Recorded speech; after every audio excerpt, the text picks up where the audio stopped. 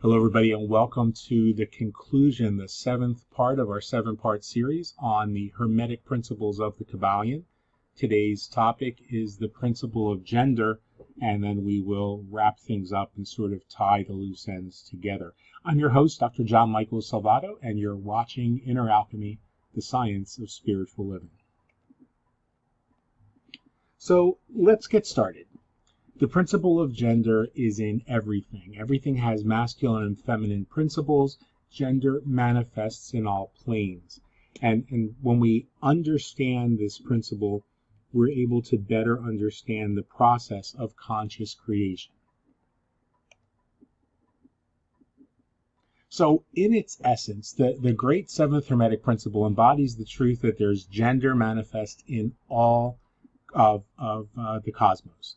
That the masculine and feminine principles are ever present and active in all phases of all phenomena, even in those things that we might have been raised to believe or perceive as inanimate.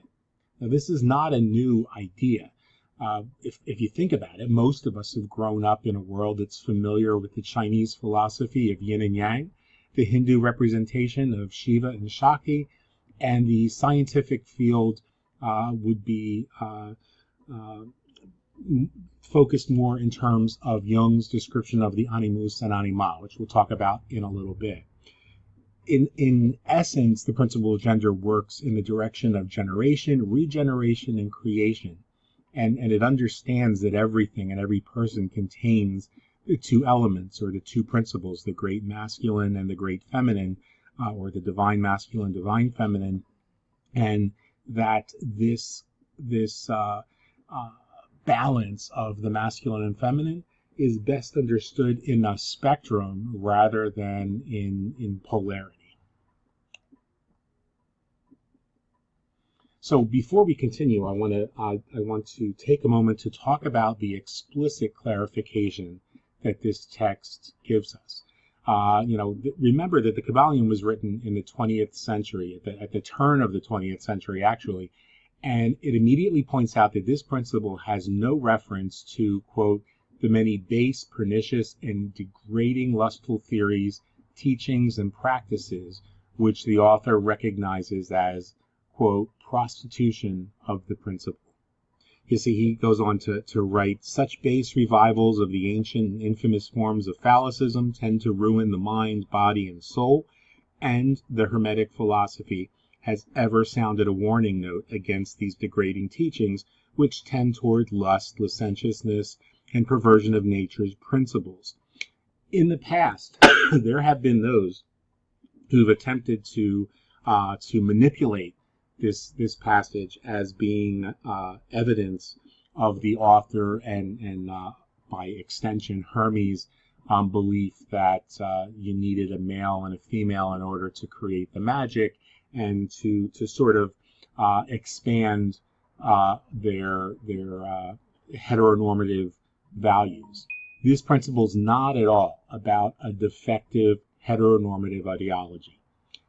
Many occultists and esoteric movements have attempted to promote that, and I want to be very clear that a mindful study of the text will show us that it's a universal law and perhaps even the first clear and concise statement of the non-binary nature of all beings that are contained within this particular principle. So I think that this idea that in order to, for example, be able to perform certain magic rites, you have to have a biological male and a biological female. Let's get really clear about the fact that that's not only incorrect, that is not only just more evidence of a heteronormative ideology that is diseased and toxic, but that it's also a patently untrue misrepresentation and misunderstanding of the difference between male and female, and the difference between biological genitalia, and finally the difference between masculine and feminine. These are not all the same thing. So let's look at that definition of gender. I really like this this yin and yang tattoo art that I put on here, because we have the light and the dark, we have the sun and the moon. The two wolves represented reminds me of a story that is attributed to Native American folks who, which by the way is not accurately attributed. The story goes that somebody asked their grandfather, their great-grandfather, which how to control anger, and the grandfather says there are two wolves living within you, and the one that survives, one is anger and the other is harmony or forgiveness or something like that, and the one that survives is the one that you feed. Now that is so opposed, diametrically opposed to Native American spirituality, that it couldn't even possibly have been entertained as coming from that culture. That's just another example of cultural appropriation that's taken place to advance a really disturbing view of toxic positivity. So within the text itself, gender has nothing to do with genitalia. It has nothing to do with sexuality or sexual orientation. It's a reference to the process of conscious creation. The concept put forth in the Kabbalion states that gender exists on all planes, both the physical, the mental, the spiritual, and represents different aspects on different planes. So everything and everyone contain these two elements and principles. So we might call this, as the author did, mental gender. Again, this principle doesn't concern itself with what's between our legs. It concerns ourselves with how manifest phenomena possesses the divine masculine and the divine feminine in varying degrees. It recognizes that physical gender is a spectrum. And we're going to be talking about that on the brew this week, on Wednesday, as we bring a metaphysician, author, and minister whose child is non-binary, to talk about these spiritual principles and how we can begin to transform the way that we approach not only the way that we approach nurturing our children and the children of the world, but also recognizing that, as I state here on this slide, the divine feminine principle is always working in the direction of receiving impressions. The divine feminine conducts the work of generating new ideas, new thoughts and concepts, including the work of imagination and conscious creation, while the divine masculine principle is focused in the direction of expressing or sending out, expressing oneself, concerning itself with the will in its varied phases. So we have the give and the take. And both of those are important if you're going to live a balanced life, but both of those are really important if you're going to create anything. Because let's remember, as we've stated in these previous principles, everything is energy. Carl Jung describes the animus as the unconscious masculine side of a woman and the anima as the unconscious feminine side of a man, with each transcending the personal psyche. Now, we can take this one step further into the postmodern vernacular. We can recognize that that both male and female have both animus and anima, that both biological male and female and an identified male and female have both of these. In fact, everything has gender. So we begin to understand that, like gender, that gender itself functions on a spectrum. That just like gender in human beings, gender in the universe itself, as above, so below. So as witches, we recognize the divine order of the cosmos. We connect, we mindfully connect with nature itself. And this puts us in touch with a constant flow of both the goddess and the god energy in all things.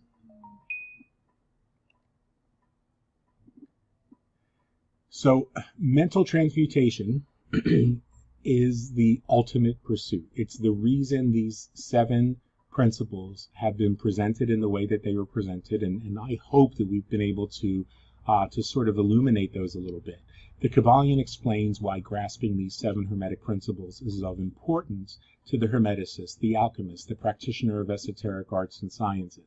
It states mind, as well as metals and elements, can be transmuted from one state to another, degree to degree, condition to condition, pole to pole, vibration to vibration. So we understand these principles, and hopefully from the last 7 weeks, you've been able to find a way to integrate some of this material into your own spiritual practice. And for those who are looking for a way to take it further, the reason for this series in general was to share with you guys the Inner Alchemy Collective. The Inner Alchemy Collective is a group of esoteric practitioners, witches, sorcerers, alchemists, conjurers, and cunning folk who are dedicated to preserving the ancient wisdom while being open to the dynamic and evolutionary process of an ever-changing and diverse expression of that wisdom in a postmodern world.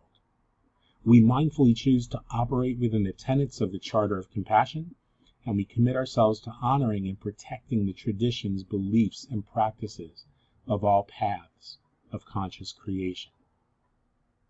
Now, as an organization and as a movement, the membership in the collective is going to include access to a new esoterically focused social network, so that we can have an opportunity to be able to express ourselves without being sort of censored, and without being told by Facebook that our posts somehow violate their community standards.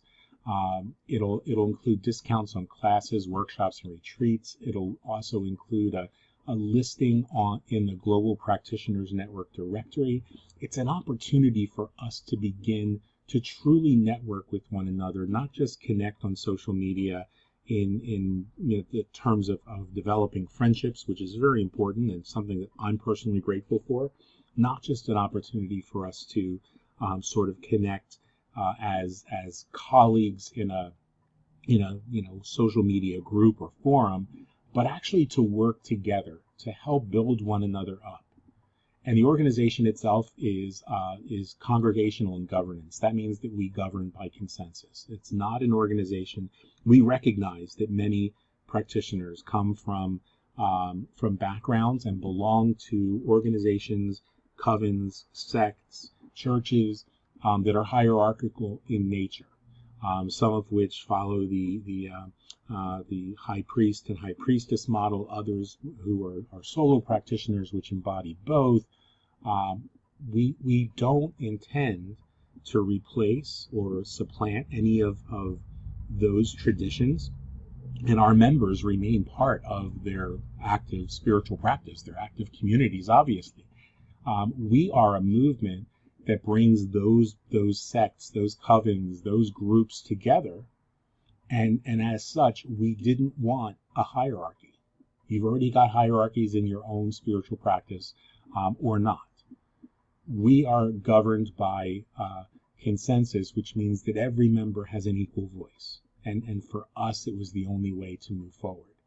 But at the center of who we are is a commitment to the Charter for Compassion. And so on the next slide, I'm going to play that for you. I'm going to play a short video that explains who and what we are. I hope that gives a better sense of where we are going forward.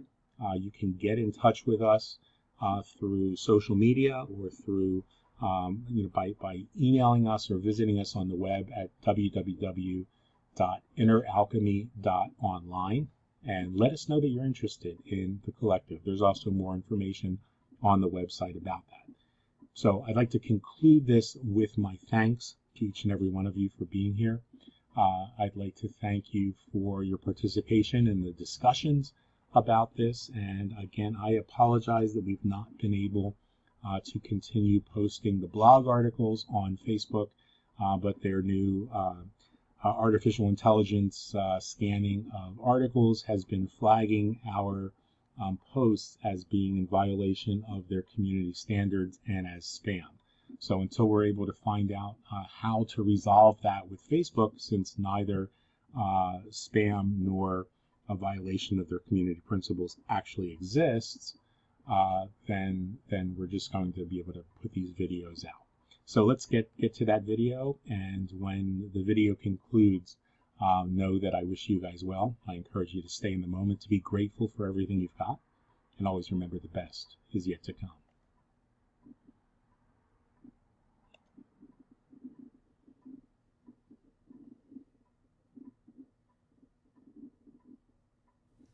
The principle of compassion lies at the heart of all religious, ethical, and spiritual traditions, calling us always to treat all others as we wish to be treated ourselves. Compassion impels us to work tirelessly to alleviate the suffering of our fellow creatures. To dethrone ourselves from the center of our world and put another there. To honor the inviolable sanctity of every single human being. Treating everybody without exception. With absolute justice, equity, and respect.